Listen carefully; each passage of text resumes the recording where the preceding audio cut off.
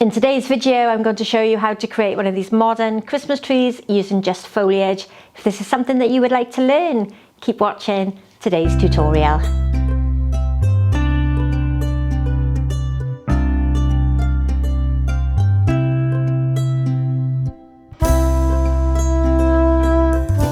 So welcome back to another of one of my Christmas videos. Now today I'm going to make a sort of topiary tree style arrangement. This is a great one for those of you that can forage for greenery or that can buy greenery from your florist shop. Probably not a good one for those of you who can't get hold of any greenery at all. But I'm really going to be using all the offcuts of foliage that have come from the wreath making classes. So here in the studio, I do wreath making classes leading up to Christmas, and we quite often get left with lots of short pieces of greenery like this. And this design is a great way of using up short bits of foliage.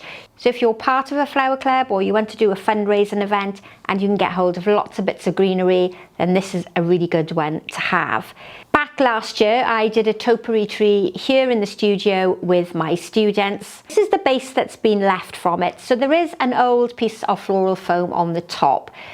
You don't necessarily need the foam. You can use moss instead, or you could use any type of cone or scrunched up newspaper. You don't necessarily have to have water for this design because all of the evergreen foliage will last without water. The main reason for using this structure is because it's already prepared here in the studio, and we made these last year for classes. So at the bottom there is postcrete, which is like a type of concrete that you can buy in a DIY store. That's holding a branch that is just been foraged for or is left from some work we've done here in the studio. And the reason that I didn't set it into a pot, a decorative pot, is so that I can swap the containers around. So if I just get this out of the bottom. So it's basically sitting in just an ordinary plastic flower pot, and that means that I can move it from different containers. When we did it here in the studio, we had a circular ball on the top, which would have been your very traditional topiary tree. This time, I'm going to use moss to cover that. And if you don't have a pre-made structure like this, any type of twig, branch, bamboo cane, anything that you have in the house, doesn't have to be straight, it can be gnarly and twisty. If you're in the UK at the moment, we've just had lots of storms, so you might have bits of branches laying around in the garden. Set it in some postcrete or another piece of floral foam, and then we're going to mould on the top some moss. So you can reuse an old piece of foam, or you can just form yourself a circle or a cylinder shape using some moss. Now this is plate moss, and you can always tell when it's plate moss because when you pick it up, it all stays together. But you might have the ordinary sphagnum moss, which is normally not quite as lush green as this. Oh, I don't want that bit because that's literally the soil underneath. And I'm going to use some German pins just to secure that onto the ball. Now you don't really have to do this. If you can't get hold of moss, then you can skip this method or skip this part of the demonstration. But by adding the moss, it gives me a lovely surface colour to show through all the greenery, and it looks quite natural and far nicer than that block of foam. For those of you who don't use floral foam, then what you want to do is just scrunch your moss up into a ball, mould it around the stick, and you'll have a mechanic to work with. You could use one of those polystyrene cones, and you could just mould some cardboard into a shape. But what we're looking for is just something to anchor the greenery to. I'm going to be using the German pins throughout the demonstration, but you could use some wire, which I'll explain as we're going along. But I'm using the German pins pushed into the moss to hold it to the foam. I'm not too concerned about the underside because you're not going to see that, but I do want the sides completely covered. And what I will also do towards the end is put some moss in the base as well. So don't panic if you don't have a piece of oasis on a stick like this. Just mould some moss. It could be a big bundle of conifer. You just need something to give it a nice colour on the top. And then Just going to sort of squish it together so that we've got something to anchor my greenery to. And what I'm aiming to do is have a Christmas tree shape rather than a round ball. But you could easily make a round ball as well, like a topiary tree. So I'm going to look first of all for some longer pieces of greenery. This one is cedar. It's absolutely gorgeous, very textural, a lovely grey tone. If you were using foam, then you can insert this into the foam. But the idea with this one is that we just anchor into the sides the different types of greenery to create that Christmas tree effect. And I'm going to vary the different textures. You can add in 2 or 3 pieces at a time if you want some bulky weight. But what we're looking for is that pointed Christmas tree effect. Now here in the UK, we use a massive amount of floral foam compared to a lot of the European cities. So I just wanted to show you an alternative and to show you how you can not use floral foam. And also, if you're thinking about using moss, you can insert the ends of the foliage straight into the moss, a little bit like we do when we're doing Christmas wreaths.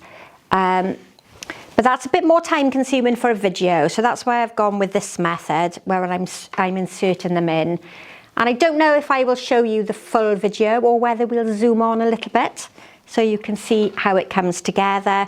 But this is a more natural style, something that you see more in places like Sweden, Denmark, Holland and Finland and that type of things. So that is the base of the tree. I know I've only done half of it, but that gives you a rough idea of what I'm trying to achieve. If you've got thin types of greenery like the conifer, so this is just ordinary Leylandii, I would probably suggest bunching a few pieces together.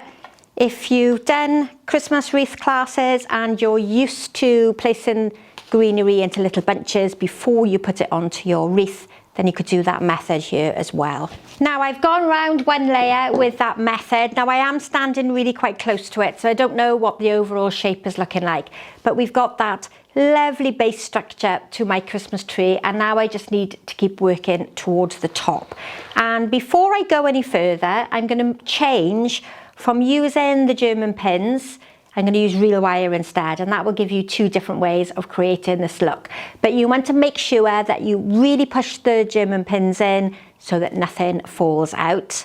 And then I'll use a real wire. So this is the 56 gauge real wire that you would usually use for wreath making. I'm just going to take this round once and then pull it nice and tight. And if you were using the mossed ball and you didn't have the foam underneath, you could use just the real wire, pull it nice and tight to create that ball structure before you even start. Now the difference with the real wire is that you have to make quite big bunches. So the different types of greenery compact together in bunches like this, so that when you go round with the real wire, you're covering a much bigger area. If you add 1 piece at a time, it'll take you forever, and you'll have a lot of real wire on the top there, adding extra weight, bulkiness to your design. Conifer Arizona, which is this one here, this nice light fluffy grey one on the outside, and I've also got some Nordman pine, which is like your Christmas tree. And then this one, this more elongated one, is needle pine. And I am working on this one without my glasses on. There is a funny story to go with my glasses. I came to work this morning without my glasses, but I've always got a spare pair in work. Found my spare pair in work, and then went off and did a few jobs, came back and couldn't find where my spare pair of glasses were. I think I've dropped them in the rubbish bin or the compost bin. I can't find them anywhere. So I've lost 2 pairs of glasses today, and then I had to pop off to what we call the pound shop here in the UK, which does sell cheap spare glasses. So I do have these very bizarre glasses to wear this afternoon. And I'll be very grateful when I get home tonight and I will be able to put my proper glasses on and I will be able to see far more clearly. So the outline shape of this is probably not brilliant, but it is meant to be quite rustic and quite natural, very organic. And I'm using up all those shorter bits of greenery that can sometimes get wasted If you do lots of wreath making classes like I do, then we always get left with all these bits of greenery. Doesn't matter how we try to control how much greenery people use, there are always lots of small bits which you can't throw away because they're there because I've paid a lot of money for them, and we have to be able to reuse them and recycle them. Now I quite like that messy look. I don't want to have it really perfectly matching on either side. I want something that's quite loose. But if you take more time on creating yours, the same foliages, you will get a much neater look. Now I'm almost on the final layer. I've just started a little section here for you to see how it's going. Sometimes when we make topiary trees, we add a piece of pine in the middle to give us this point, but I want mine to come down more like a Douglas fir would be rather than a round ball or a cone-shaped tree. So what I'm going to do for the finished layer is place lots of small pieces grouped together on top. I've got rid of the real wire now and I'm just using the German pins, but this is going to really nicely sit on the top there. I missed that one, and give me that nice finished shape that I'm looking for. So the longer branches you've got are going to come towards the bottom. If you haven't got ones that are quite as long as I'm using, then you're just going to get a neater tree and it won't be quite so raggedy on the end as the one I've got. So I've pretty much gone all the way round. Let's just get one more piece of the German pin in there. I definitely think I need to add a longer bit in there just to get it more circular. If we look at it from that side, I think it's a bit of a better shape. So I'm going to finish off this design with lots of greenery held together in a bunch. I'm going to wrap it with my reel wire, which has suddenly decided to disappear from in front of me. Here it is. I'm going to use the reel wire to wrap around the top really, really tightly. So I'm going to make sure that all the stems are at the same position, and I'm going to go round nice and tightly. This is going to be covered at the end with a bow or a star or some type of Christmas decoration. And then I'm going to spread it out. And that is literally just going to sit on the top of the tree like that. It covers all the moss, but it gives me a nice shape and a good finish to the tree.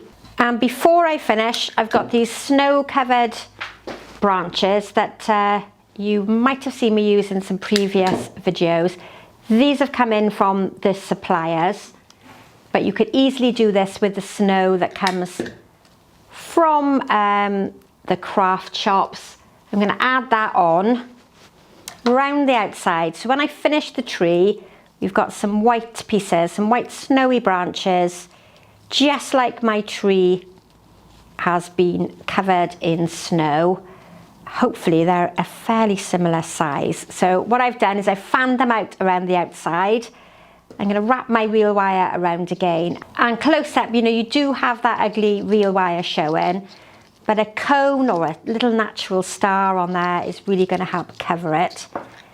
And then I can pop it back on top. It's almost like a little hat sitting on the top. I can fan that out. That comes all the way around. And we've got a fairly even coverage of the white branches. And that's pretty much the finished tree. I think from that angle it works better for the camera. And I've made a very simple bow just to hang on the top of the tree. But before I do that, I'm going to just neatly cover off the top part of the tree so that we can't see too much of that wire on the top. And then I can finish off with a very trendy velvet bow that's going to sit just there on the top of the tree. Now, how you decorate your tree is entirely up to you. You can have some Christmas lights on there or some oranges and apple slices. But that is my very natural and fairly organic Christmas tree. I'll also finish the bottom off by adding in some of the moss. You could add some foam in the bottom there and put some flowers in as well. But I'm thinking that the green moss there is going to look lovely and fresh at the bottom. Now I'm not going to add any excessive decoration on there. I'm not going to add anything that's artificial or synthetic. You could quite easily decorate the stem of the topiary tree with some of the matching ribbon from the top, but I'm going to leave it just as it is. Something different as we lead up to Christmas 2024. I hope you've thoroughly enjoyed that. Don't forget to stay to the end because you'll see close-ups of the finished design. Only 30% of the viewers are subscribed to the channel, so you really do need to hit that subscribe button. It's very easy to do. It doesn't cost you anything and it does help the channel grow. So stay to the end, hit that subscribe button, like and share and comment in the box below. Let me know what you want to see for 2025 and I look forward to seeing you for another video very soon. Bye for now.